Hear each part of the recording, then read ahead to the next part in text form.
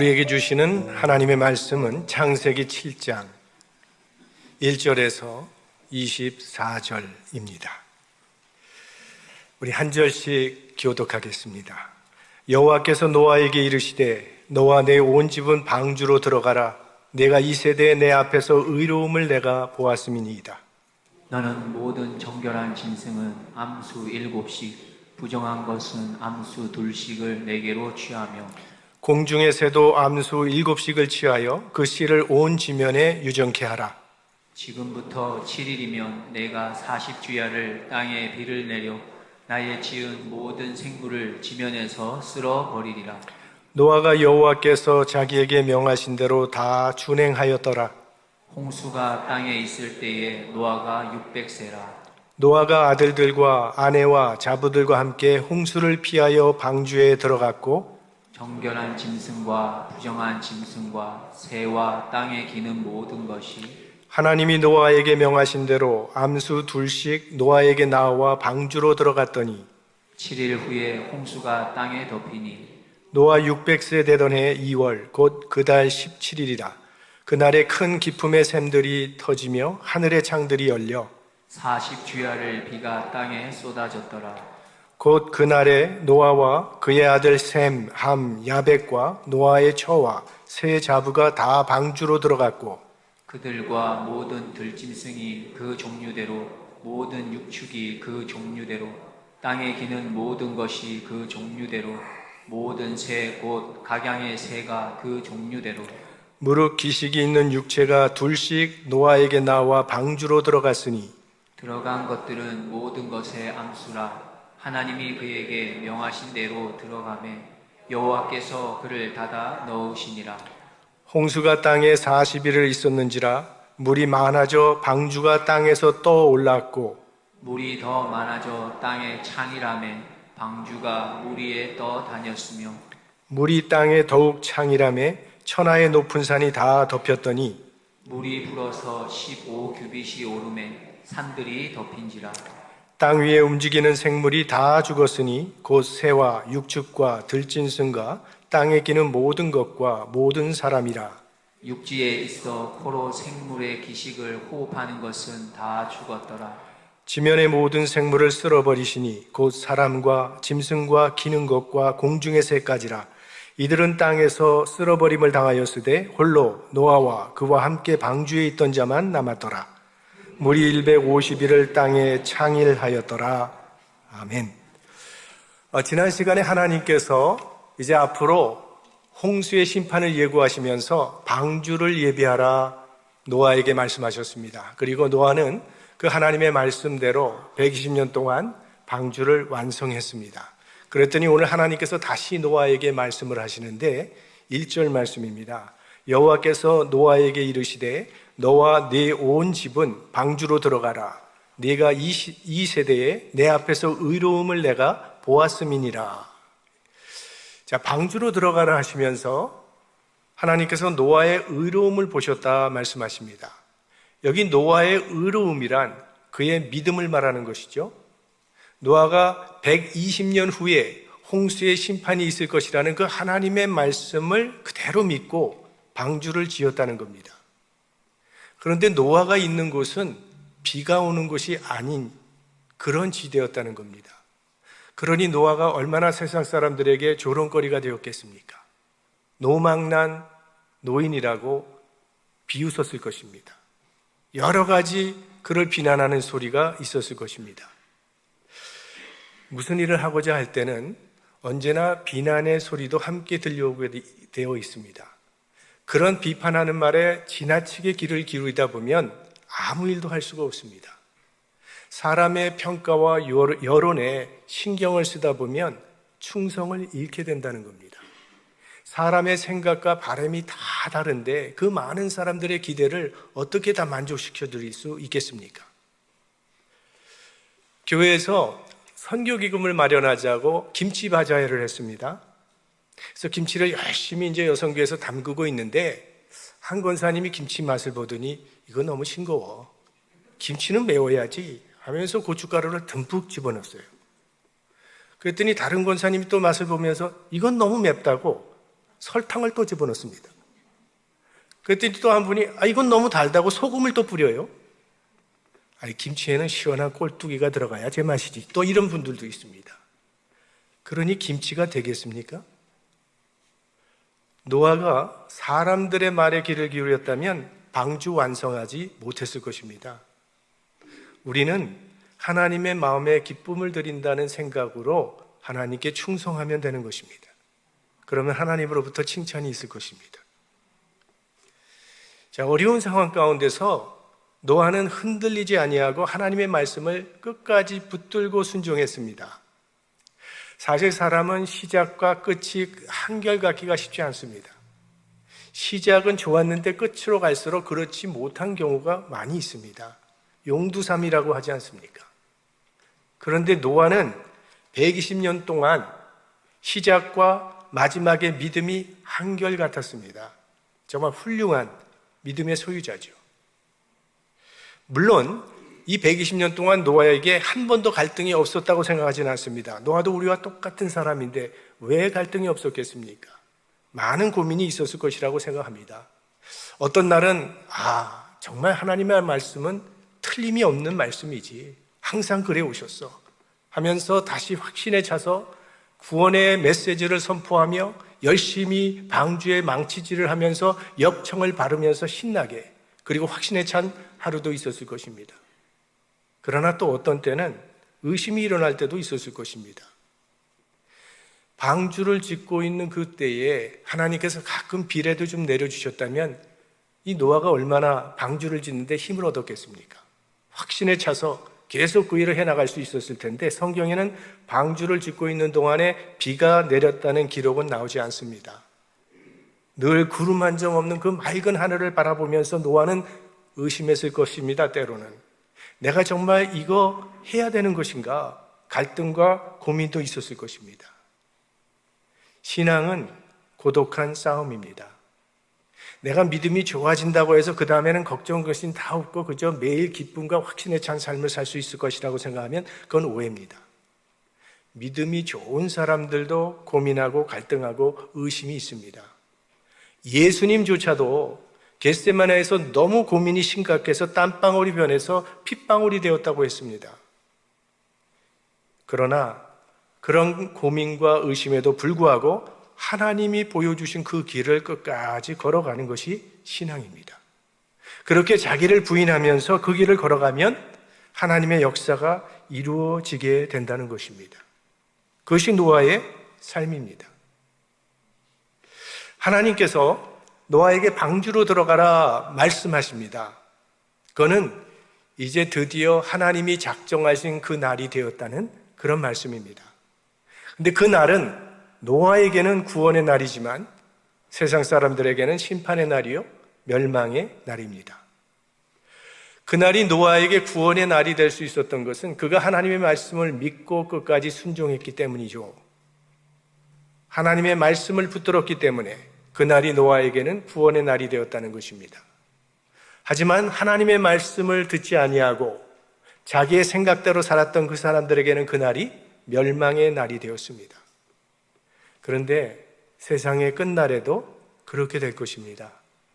하나님을 믿지 않는 사람들에게 그날은 심판의 날이 될 것이고 하나님을 믿고 따르고 순종하는 사람에게는 그날이 구원의 날이 될 것입니다. 그러므로 그날에 내게 이것이 구원의 날이 될 것이냐 멸망의 날이 될 것인가를 판가름하는 기준은 지금 내가 하나님 앞에서 어떻게 살아가고 있는가입니다. 오늘과 그날이 직결되어 있다는 말씀입니다. 톨스토이의 그 세 가지 질문이라고 하는 유명한 단편을 알고 계실 것입니다. 내 인생에, 내 생에 가장 중요한 때는 언제입니까? 지금입니다. 내 생에 가장 중요한 사람은 누구입니까? 지금 내가 함께 있는 사람입니다. 내 생에 가장 중요한 일은 무엇입니까? 지금 함께 있는 사람에게 착한 일을 하는 것입니다. 우리는 지금이 아닌 다른 때에, 오늘이 아닌 미래가 되면 열매를 맺을 수 있겠다는 막연한 생각을 가지고 있는데, 하지만 우리가 무엇을 할 수 있는 시간은 지금밖에는 없습니다.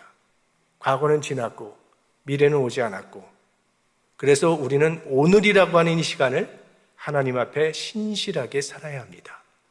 왜냐하면 오늘의 결과가 그날이 될 것이기 때문입니다. 4절에서 하나님께서 노아에게 방주로 들어가라 하시면서 또 이런 말씀을 주십니다.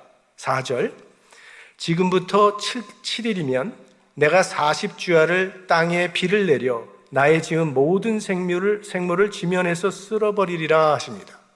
그러니까 하나님께서 노아에게 방주로 들어가라고 말씀하셨는데 들어가자마자 비가 올 것이라고 말씀하시지 않습니다. 들어가고 나서 7일이 지나야 비가 오기 시작한다고 말씀을 하시면서 들어가라고 했어요. 자, 이 7일은 이제는 믿지 않는 자들에게 주어진 마지막 기회입니다. 이게 최후 통첩입니다. 노아가 방주를 지었던 120년 동안, 그 기간 역시 믿지 않는 사람들을 위한 유예 기간이라고 말씀드렸는데, 이 120년 동안 노아가 방주에 망치질을 하는 그 소리는 믿지 않는 자들을 돌아오라고 하는 하나님의 초청의 소리였다는 것입니다. 그러나 아무도 돌아오지 않았습니다. 그런데 100년이 넘도록 참으신 하나님께서 또다시 7일이라는 기회를 주시는 것입니다. 그런데 어떻게 됐는지 그 상황에 대해서는 예수님께서 말씀해 주세요. 누가복음 17장 27절, 노아가 방주에 들어가던 날까지 사람들이 먹고 마시고 장가들고 시집가더니 홍수가 나서 저희를 다 멸하였으며, 사람들은 그 마지막 기회까지도 다 날려버리고 말았다는 것입니다. 죄는 결국 심판을 불러옵니다. 언제까지나 그대로 내버려 두시지는 않는다는 것입니다. 이 노아 시대 사람들, 죄를 지으면서도 별일이 없으니까 괜찮다고 생각했던 거죠. 먹고 마시며 취하는 생활을 반복하면서도 괜찮다고 생각을 했습니다.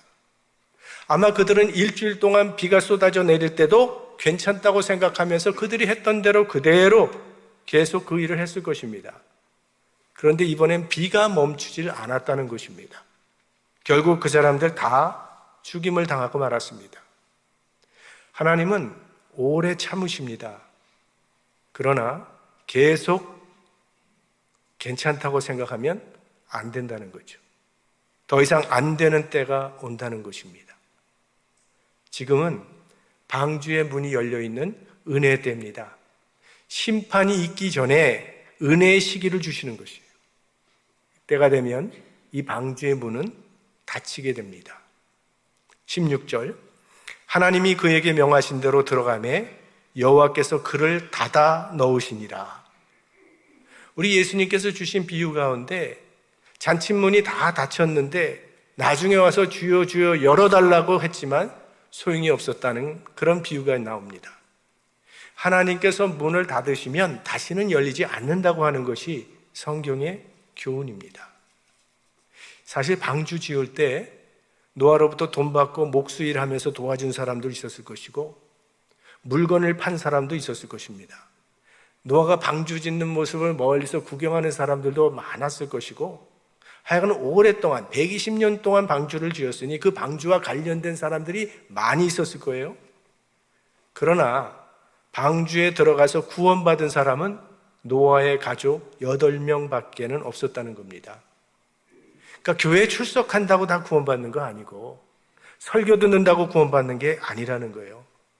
예수 그리스도를 구주로 믿는 자만이 구원을 받습니다. 지금은 방주의 문이 활짝 열려있는 은혜의 때입니다. 이 은혜의 때를 놓치지 말고 구원받아야 한다는 것입니다. 당시에 방주에 들어간 사람은 노아의 가족분이라고 했어요. 6절, 7절 말씀입니다. 홍수가 땅에 있을 때에 노아가 600세라. 노아가 아들들과 아내와 자부들과 함께 홍수를 피하여 방주에 들어갔고, 이렇게 나와 있습니다. 그러니까 결국 노아가 120년 동안 열심히 전도했는데 전도에서 구원받은 사람은 고작 자기 가족 8명 뿐이었습니다. 그러니까 노아는 세상 기준으로 판단해 보면 성공한 사람이 아닙니다. 120년 동안에 열심히 방주를 준비하고 열심히 전도를 했는데 구원받은 사람이 자기 빼고 7명밖에 없었으니, 그것도 고작 자기 가족밖에 없었으니 세상 기준으로 보면 실패도 큰 실패죠. 그러나 하나님의 기준은 세상의 물량적 기준과는 다릅니다. 하나님의 기준은 우리가 하나님 앞에서 얼마나 신실한가에 있습니다. 하나님께서는 이 노아의 신실함을 보셨고 그의 신실함을 인정하셨고 그를 통해서 이 땅에 하나님의 새 역사가 시작되도록 하셨던 것입니다. 이 시대에는 이제는 하나님께서 우리를 통해서 다가올 심판을 예비하고 계신 것입니다. 먼저 우리를 예수 믿는 사람이 되게 하신 이유는 잃어버린 영혼들을 이 구원의 방주로 인도하라는 하나님의 뜻이라는 거죠. 120년 동안 노아가 구하는 사람은 그저 자기 빼고 7명, 자기 가족밖에 없었다고 했어요. 그렇다면 우리는 쉽게 전도를 포기하지 말아야 합니다. 노아 보고 용기를 얻어야 된다는 거죠. 여러분의 친구나 가족 중에 아직 예수 믿어야 되는데 예수 믿지 않는 사람이 있다면, 구원받아야 할 영혼이 있다면 낙심치 말고 계속 기도하십시오. 10년을 했는데도 안 됐다고 해서 실망하지 마시기 바랍니다. 하나님의 때가 되면 하나님께서 심은 대로 거두게 하실 것입니다. 이제 그 홍수가 어떻게 났는지를 오늘 성경이 우리에게 설명해 주고 있는데요. 10절에서 12절까지 말씀을 보면 7일 후에 홍수가 땅에 덮이니 노아 600세 되던 해 2월 곧 그 달 17일이라. 그날에 큰 기품의 샘들이 터지며 하늘의 창들이 열려 40주야를 비가 땅에 쏟아졌더라. 이렇게 나옵니다.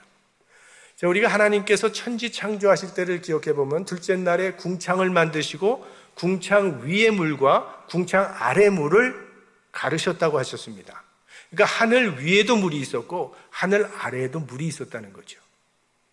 그래서 이 하늘 위에도 예전에 그 대기권 밖에 물이 있었기 때문에 여러 가지 유해한 광선들을 차단해 주므로 아마 그 시대에는 사람들이 수백 년 동안 살 수 있었을 것이라고 이렇게 주장하는 사람들도 있습니다. 그런데 그날에 무슨 일이 일어났냐 하면 이 궁창 아래에 있는 물들, 지하수며 바닷물이며 호수든 강물이든 다 터져 나왔고 하늘 위에 하나님께서 갈라놓으신 그 물까지도 40주야 다 쏟아져 버렸다는 것입니다. 그러니까 이거는 보통 비를 말하는 것이 아닙니다. 궁창 아래, 하늘 아래 모든 물과 하늘 위의 모든 물들이 다 쏟아져 내린 겁니다. 그 결과 22절, 23절 육지에 있어 코로 생물의 기식을 호흡하는 것은 다 죽었더라. 지면의 모든 생물을 쓸어버리시니 곧 사람과 짐승과 기는 것과 공중의 새까지라. 이들은 땅에서 쓸어버림을 당하였으되 홀로 노아와 그와 함께 방주에 있던 자만 남았더라. 이것은 하나님의 심판이 얼마나 철저한가를 우리에게 보여주는 것입니다.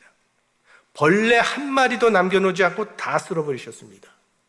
하지만 그런 가운데서도 노아와 그의 가족들은 구원받았습니다. 그러니까 하나님은 철저하신 분이라는 거예요. 하나님은 한 사람의 악인도 놓치지 않고 다 심판하시고 한 사람의 의인도 놓치지 않고 다 구원하시는 분이라는 거예요. 제가 어렸을 때 그 텔레비의 그 프로레슬링 굉장히 좋아했어요. 아마 이 가운데도 그 레슬링 보신 분 많을 텐데 특별히 그 박치기 왕 기밀만 나오면 뭐 계속 봤는데 그 여러분도 기억하실 겁니다. 그 레슬링 보면서 아주 속상하는 장면이 가끔 나와요. 그 상대방 선수가 심판이 보지 못하는 순간에 흉기를 끌고 와서 막 김희 선수를 때려가지고 억울하게 막 김희 선수가 당하는 걸 보여요. 그때는요, 그 나쁜 일하는 그 상대방 선수보다 그걸 보지 못하는 심판이 더 꼴 보기가 싫었어요. 뭐 저걸 못 보냐고. 근데 하나님은 작은 죄악 하나라도 모르시는 것이 없고 작은 의로움 하나라도 모르고 지나가는 법이 없다는 겁니다. 소자에게 냉수 한 그릇 준 것까지도 다 기억하고 갚으시겠다고 말씀하셨죠. 그러니까 하나님은 악인은 심판하시되 또 의인은 반드시 은혜를 베푸시는 철저하고 공의로우신 하나님이라는 것을 우리에게 보여줍니다. 앞으로 있을 심판 때도 마찬가지일 겁니다. 이 노아의 시대에 그 당시 사람들은 물 심판이 무엇인지 모르고 있었던 것처럼 앞으로 우리에게 다가올 심판이 구체적으로 어떤 심판인지 우리는 모릅니다. 하지만 온 세상이 불로 뒤덮인다 할지라도 예수 그리스도를 구주로 믿는 사람은 한 사람도 멸망치 않고 구원받게 될 것입니다. 하나님은 철저하시기 때문에. 자, 방주 속에 하나님께서 데리고 들어가라고 하는 짐승들 중에 2절 말씀을 보면 너는 모든 정결한 짐승은 암수 7씩, 부정한 것은 암수 2씩을 네게로 취하라고 하셨습니다. 왜 정결한 짐승은 암수 7씩을 취하라고 하셨을까요? 정결한 짐승은 제사용입니다. 그러니까 방주 안에서도 제사가 계속 드려졌다는 것을 우리는 알 수 있죠. 방주는 오늘날 우리가 생각하는 것처럼 크루즈 여행할 때 타는 그런 호화로운 여객선과는 전혀 다른 겁니다.